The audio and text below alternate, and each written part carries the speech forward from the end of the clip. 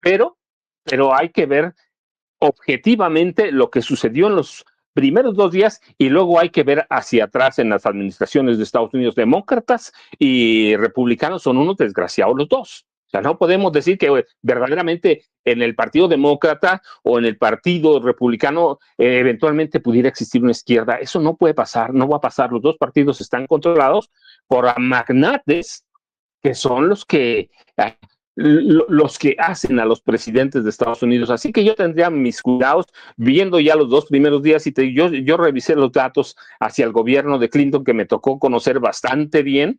Y digo, no, pues Clinton era un desgraciado. casi 12 millones en sus 8 años. Eso fue un promedio de 1.5, 1.4 millones de indocumentados expulsados por año. Pero no hacía ruido la prensa. ¿Por qué? Porque estaban bien controlados por Cedillo, por Salinas, por los políticos priistas, por los grandes empresarios de los medios de este país, que siguen siendo los mismos desgraciados que son hoy dueños. Así que yo pondría atención, pero yo decía, no, no hay que alarmar. Mira el comportamiento del peso mismo, ¿sí? Ya para estas alturas estaban soñando en la derecha que íbamos a tener un peso en 25 unidades por dólar. Está 20, 60, 90, incluso 21, pero eso ya estaba en las proyecciones del Banco de México, ya lo había tomado en cuenta. Sí, yo digo, lo duro pasó el primero y el segundo día. Aguantó Claudia Sheinbaum Pardo, aguantó el ramalazo. El peso aguantó el ramalazo. Sí, de pronto puede haber vaivenes, puede haber peligros, pero los 2 primeros días nos deben decir mucho lo que va a ser la presidencia de Donald Trump. Un personaje estridente con locos atrás, de nacionalistas extremistas dictándole lo que debe hacer. Y eso tampoco pueden hacer todo. ¿Por qué? Y eso nos puede gustar o no, pero mucha de nuestra economía y de la economía de ellos está ligada a nosotros y a Canadá, Toño. Y es que pareciera que llegó Trump, junto con estos locos de los que tú hablas, Paco, a de verdad incendiar todo el país, ¿no? Y se planea por ahí, vamos contigo, Manuel, sobre tu opinión, que a lo mejor la siguiente tirada, cuando se empiecen a ver los efectos de precisamente pues la falta de inmigrantes para trabajar los campos, los restaurantes, las fábricas, las empacadoras, las pollerías, etcétera, las lecherías en Wisconsin, por ejemplo, cuando veamos la serie de problemáticas económicas que existen en cuanto a los intercambios con otros países, etcétera, lo que hará Trump es echarle la culpa a su predecesor, que no es una perita en dulce. A ese lo echaron por el excusado y se fue, pero así va a quedar, ¿no? El problema, Manuel, tal vez será en que, pues a lo mejor el público estadounidense que ya fue convencido de manera muy, muy ignorante por este tipejo para que votaran por él. El problema es si vuelven a votar por él en las elecciones de medio término. Pero bueno, ¿qué opinas de todo esto, de las deportaciones? ¿Qué opinas, querido Manuel? Sí, yo coincido mucho con lo que dice el maestro Paco Cruz. Realmente lo que va a buscar Donald Trump es hacer estridente y hacer muy mediáticamente visible el tema de las deportaciones, aunque haya habido otros presidentes como el caso de Bill Clinton que mencionaba, pero también el de Obama, que también tuvo un número muy importante de deportaciones durante su mandato y que no se habló tanto del tema, pero digamos sí lo va a buscar hacer muy estridente porque a final de cuentas además de las deportaciones, lo que busca Trump y el fascismo internacional, pues es movilizar a su base social a través del odio a los migrantes. Ese es realmente el proyecto fascista de nuestro tiempo. Lo vemos también con el AfD en Alemania, ahí donde Elon Musk ha sido muy, muy cercano al partido neonazi en Alemania. Ahí lo vemos con sus saludos neonazis en la toma de protesta de Trump. Y me parece que más allá del tema de las deportaciones, ese es uno de los principales obstáculos, ¿no? O sea, realmente como ya era fascista Trump desde 2016, eso lo tenemos muy, muy, muy claro quienes hemos seguido este asunto desde hace unos añitos, pero digamos, este grado de descaro, de nazismo con el que ya se están soltando el chongo en Estados Unidos, pues sí es preocupante, porque precisamente no son solo el tema de las deportaciones, sino cómo se van a dar estas deportaciones. Hay que recordar que en su primer mandato, eso sí hizo Donald Trump, fue por enjaular a niños en campos de concentración, hay por ejemplo en Eagle Pass, entre otros lugares, creando una tragedia humanitaria similar a lo que, o digamos, de las mismas proporciones de violaciones de derechos humanos que lo que ha ocurrido en lugares como Gaza, en Palestina, ¿no? Es decir, a muchos ya se les olvidó cómo se enjauló a niños como si fueran animales, en donde muchos de ellos fueron abusados sexualmente, fueron incluso contagiados por enfermedades de transmisión sexual, por funcionarios que trabajaban dentro de estos campos de concentración. No se les llama así en la prensa corporativa ni en la prensa hegemónica, pero eran campos de concentración, similares a los que en su momento instaló Hitler con los judíos en la Alemania nazi. Entonces, fíjense todas las paralelismos históricos que estamos viviendo con este repunte del fascismo y de los neonazis en Estados Unidos en la época de las redes sociodigitales. Ahora una de las mayores redes, en el caso de Twitter, ahora nombrada X, pues ya nada más le falta que vayan a hacerle un rediseño a la X y que le empiecen a poner otros, otros palitos a la X para convertirla en una esvástica al estilo del nazismo. Ya si estamos viendo al presidente no oficial, Elon Musk, saludando al estilo de Hitler, pues es evidente que hay una competencia en Estados Unidos entre algunos oligarcas, como el mismo Elon Musk, para competir por el título del Führer hoy en Estados Unidos. El otro, pues evidentemente es Donald Trump, con toda su bravuconería, que desde luego que hay muchas fintas en estos temas. Mucho de lo que dice lo hace más para tratar de movilizar a su base social y no necesariamente porque sean medidas efectivas. Por eso ahora lo vemos, por ejemplo, hablar menos del muro, que pues fue un absoluto y rotundo fracaso durante su administración. La vez pasada, en su primer mandato, no llegó a ningún lado el tema del muro. Todavía lo llega a manejar por ahí de repente como para que no se olvide en términos simbólicos, pero no pasó absolutamente nada con su famoso muro, a pesar de los recursos y de toda la propaganda que se hizo en su primer mandato. Entonces hay que tener, hay que tomarse con mucha cautela mucha de la bravuconería que suele escupir el fascista Donald Trump, porque digamos, a pesar de que revela mucho de sus intenciones, como el hecho de querer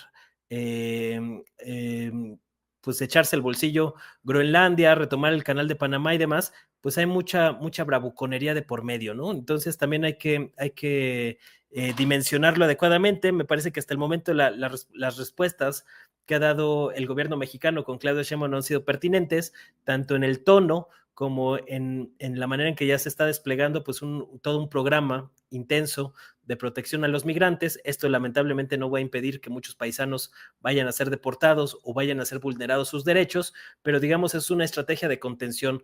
A mí la parte que más me preocupa pues es precisamente el tema de la violencia en México. ¿Hasta qué grado? Tengo algunas dudas. No sé hasta qué grado Donald Trump vaya ahora sí a controlar a los aparatos de inteligencia, a sus agencias. Recordemos que durante todo su mandato anterior pues tuvo ahí pleitos con la CIA, con el FBI principalmente, que fueron parte de la campaña en contra de Trump, que trataba de vincular la injerencia rusa en las elecciones de Estados Unidos, que nunca se pudo comprobar, que realmente era una grilla política de Hillary Clinton y de las huestes del Partido Demócrata, que ahora sí estaban muy sonrientitas, ahí aplaudiéndole a Trump ahora en este segundo mandato, evidenciando que realmente pues, son la misma porquería. Igual ahí lo vimos muy sonrientito a Donald Trump con Barack Obama en las horas finales del mandato del genocida Joe Biden. Entonces, hay que tomarse las cosas con cautela, pero sí me preocupa este tema, por ejemplo, del embajador, que ha pasado ahí un poco subrepticio, el embajador Ronald Johnson, boina verde, agente de la CIA, experto en operaciones encubiertas y en balcanización, como ocurrió con el tema del Salvador, donde también le abrieron las puertas.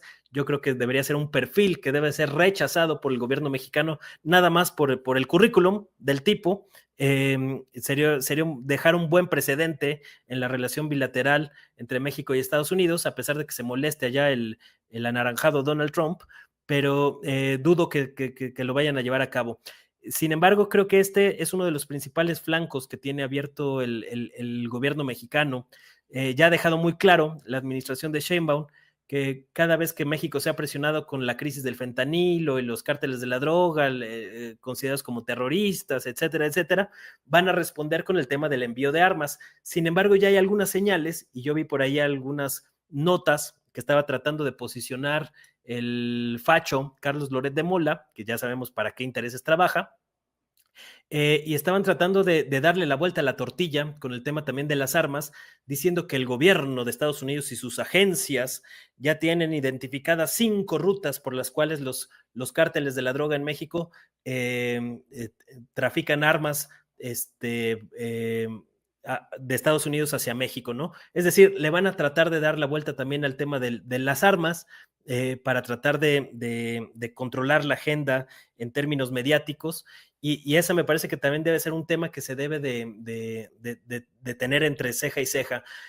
Yo no descarto que vaya a haber crímenes de alto impacto, explosiones, coches bomba, como los que ya empezamos a ver en Guanajuato y en Sinaloa en los últimos meses. No descarto que vaya a haber más actos de esta índole para tratar de alimentar el tema del terrorismo, y por eso creo que México tiene que tener mucho cuidado con esas operaciones encubiertas de las agencias estadounidenses. Pues todavía seguimos padeciendo la violencia que detonaron en Sinaloa con la captura de Ismael Mayo Zambada. Entonces creo que ese es uno de los principales focos de riesgo que tiene México, más allá de todo el tema comercial, y que hay que estar muy atentos a esa situación y ver cómo contrarrestar muchas de estas operaciones encubiertas. No es la primera operación encubierta que realizan las agencias. Ahí está la masacre de Allende en Coahuila, donde los Zetas arrasaron prácticamente todo un pueblo en uno de los episodios más violentos y cruentos de la dichosa guerra o la famosa guerra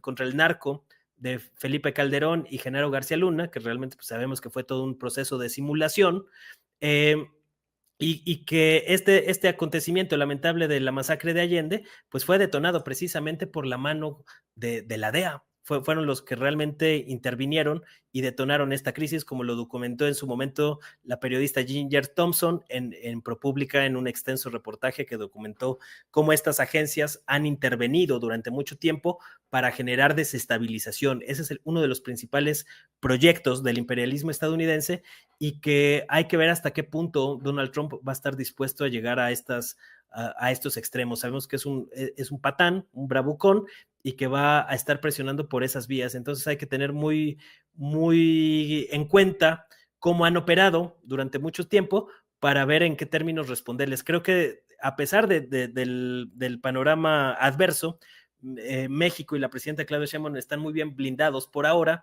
No hay como forma de que les vayan a poder dar un golpe de estado fácil. Me parece que la batalla que se ganó el año pasado con la reforma al Poder Judicial la deja muy bien blindada ante un intento de lawfare o de guerra judicial, como han hecho en otros países, y tampoco la va a tener fácil Donald Trump a la hora de tratar de desestabilizar México. Habrá que ver hasta qué punto está dispuesto a llegar en este plan, pero si lo llega a intentar tampoco la va a tener del todo fácil. Entonces se le puede complicar, y sobre todo porque si se activa la raíz cultural en México, se activa la raíz histórica, se logra detonar un proceso de enojo entre los 40 millones de mexicanos y sus descendentes que están viviendo actualmente en Estados Unidos, pues va a tener una crisis más dentro de Estados Unidos, además de la que ya tiene, porque recordemos, tuvo 2 atentados durante su campaña política, al menos hasta donde sabemos, y hubo otros 2 atentados con una muy clara señal, el de la Torre de Trump ahí en Las Vegas, del que se habla poco hoy en la prensa corporativa, y el atentado en Luisiana, que digamos están vinculados, y él lo sabe perfectamente porque tiene al enemigo dentro. Entonces tampoco es que le convenga ni le vaya a ser muy fácil detonar procesos de esta índole, pero sí es preocupante pues cómo el fascismo en Estados Unidos está deschongado, ya no ocultan sus filiaciones políticas, y esto me parece que puede generar y detonar una gran crisis en Estados Unidos, que yo no los veo muy lejos de hacer implosión en el futuro cercano. México tiene que estar muy consciente de cuál es el momento histórico, en dónde estamos situados, para responder en la medida pertinente. Entonces, me parece que hasta el momento el gobierno de Sheinbaum lo ha hecho bien y hay que ver cómo se van dando las cosas en este primer año de Trump, pero si ya sobrevivimos al primer mandato, no veo por qué no podamos salir avantes en un segundo periodo con este repunte del fascismo en Estados Unidos. A mí me parece muy grave, más allá de la burla que se le ha hecho al Obergruppenführer Elon Musk por hacer el Sieg Heil en un evento público de Donald Trump.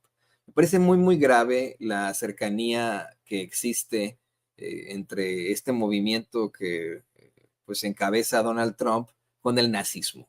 No el neonazismo, con el nazismo puro y claro.